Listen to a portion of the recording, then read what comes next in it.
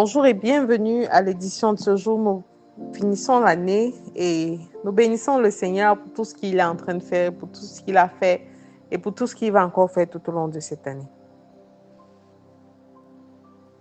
Le thème aujourd'hui, c'est l'abaissement pour l'élévation. Et les passages examinés sont tirés de l'Épître aux Philippiens au chapitre 2, versets 5 à 7. Il est écrit: Ayez en vous les sentiments qui étaient en Jésus-Christ.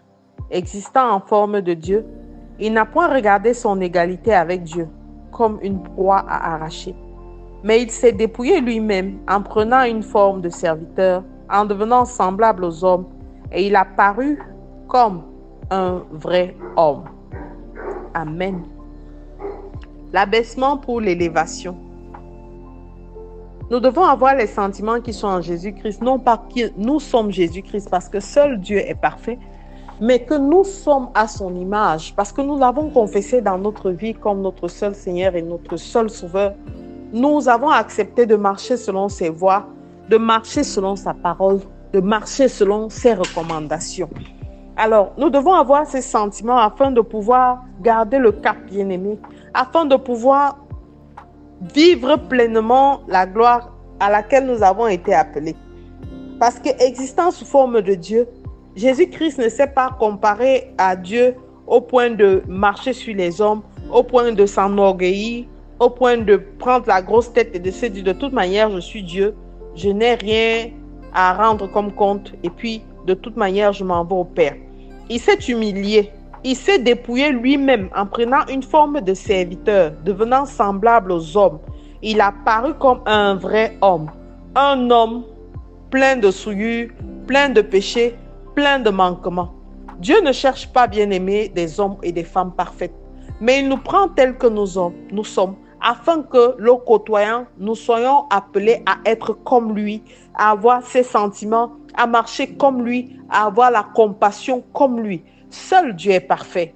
Alors il fallait que Jésus-Christ s'humilie dans cette forme humaine, afin qu'il puisse vivre l'expérience humaine, les faiblesses humaines, les sensations humaines, les manquements humains. Alors, s'étant identifié à un homme, il a gardé son statut d'homme. Il est resté humble, quoique au travers de sa parole, nous savions qu'il incarnait la puissance, la magnificence, la présence de Dieu. Il est resté homme. Il aurait pu ne pas mourir de la manière dont il est mort sur la croix, mais il a choisi de se laisser dépouiller pour l'élévation. Bien-aimé, l'humilité précède la gloire.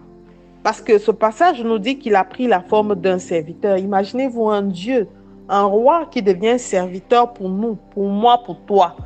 Il a pris cette forme afin de comprendre ta situation. Donc rien de ce que tu vis, rien de ce par quoi tu passes n'est étranger à Dieu, parce qu'il a pris la forme humaine pour pouvoir éprouver, sentir et palper, toucher du doigt les problèmes humains.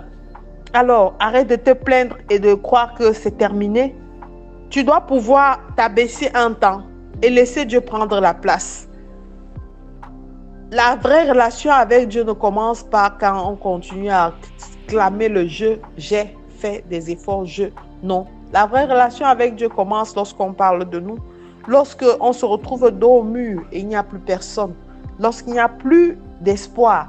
Alors là, l'humilité que nous devons manifester doit être une humilité qui vient sincèrement du cœur. Nous devons nous abaisser, non pas que c'est un signe de faiblesse, mais nous devons faire preuve d'humilité devant Dieu, afin que, devant les hommes, il puisse nous élever et glorifier son nom. Bien-aimé, croire est une chose, passer à l'acte est une autre. Le Seigneur a des projets de paix et non de malheur pour chacun de ses enfants. Mais il veut prendre le relais. Il veut prendre ta place. Il veut t'accompagner. Il veut te soutenir. Parce qu'il a paru comme un vrai homme, chargé des vraies douleurs, des vraies émotions et de tout ce qui va avec. Il sait de quoi tu souffres. Viens t'humilier devant la face de ton Père et tu verras que tu as été rabaissé pour un temps et l'élévation et la gloire te seront réservées pour longtemps. Je bénis le nom du Seigneur pour ce message, pour cette parole, et je te recommande de faire cette prière avec moi. Père éternel, je veux m'humilier devant ton trône de gloire, Seigneur, afin que les sentiments qui sont en Christ, afin que les œuvres de l'Esprit soient manifestées dans chaque acte que je pose. Que l'évangile ne soit pas seulement la parole et des versets bibliques, mais que par mon comportement, par mon agissement autour de moi, dans mon entourage, vis-à-vis de mon prochain, que je puisse refléter Dieu, que je puisse refléter la manifestation de Dieu. Seigneur, tu as dit pas de gloire sans croix, et je me soumets à ta parole et je crois que toi seul, tu pourras m'élever selon les désirs de mon cœur. Je veux m'aligner sur ta parole afin que ma parole et mes désirs soient en accord avec toi, Seigneur.